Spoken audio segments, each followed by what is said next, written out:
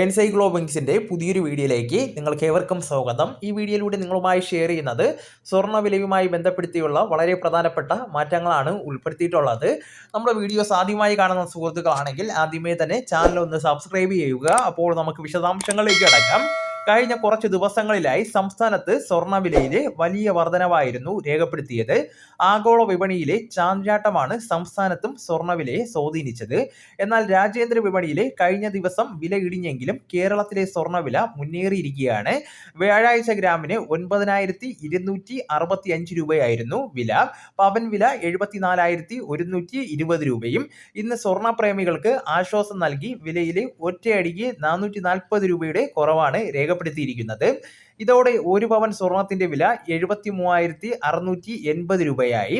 1 gram സ്വർണത്തിന്റെ വില 9,210 രൂപയും. ഈ മാസത്തെ ഏറ്റവും ഉയർന്ന വില മാർച്ച് 14-നായിരുന്നു രേഖപ്പെടുത്തിയത്. അന്ന് 9,320 രൂപയായിരുന്നു ഗ്രാമിന്റെ വില. പവന്റെ വില 74,560 രൂപയും.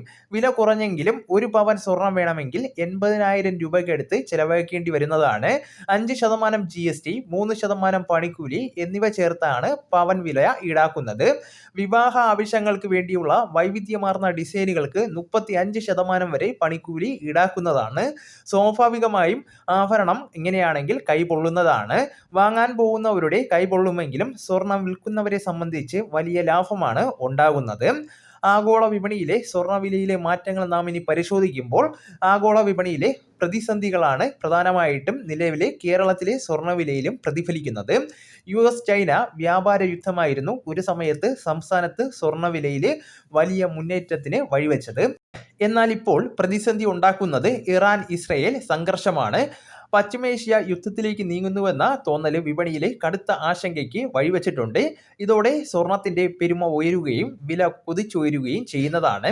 അതേസമയം US പണപ്പെരുപ്പം ശക്തമാകുന്നുവെന്ന US ഫെഡ് നൽകിയ സൂചനയിലാണ് നിലവിലെ സ്വർണ്ണവിലയുടെ മുന്നേറ്റത്തിന് തടയിട്ടിരിക്കുന്നത്. മാത്രമല്ല ഇറാനെതിരായ നിലപാട് US പ്രസിഡന്റ് ഡൊണാൾഡ് ട്രംപ് മഴപ്പെടുത്തിയതും വിപണിക്ക് ആശ്വാസകരമായിട്ടുണ്ട്. അപ്പോൾ ഈ വിവരം നിങ്ങളുടെ സുഹൃത്തുക്കളിലേക്കും മറ്റ് ഗ്രൂപ്പുകളിലേക്കും കൂടെ ഷെയർ ചെയ്യുക. നമുക്ക് തുടർന്നും വിജ്ഞാനപരമായിട്ടുള്ള മറ്റ് വീഡിയോസും ആനുകാലിക വിവരങ്ങളുമായിട്ട് വീണ്ടും കാണാം. അതുവരെ ഗുഡ് ബൈ.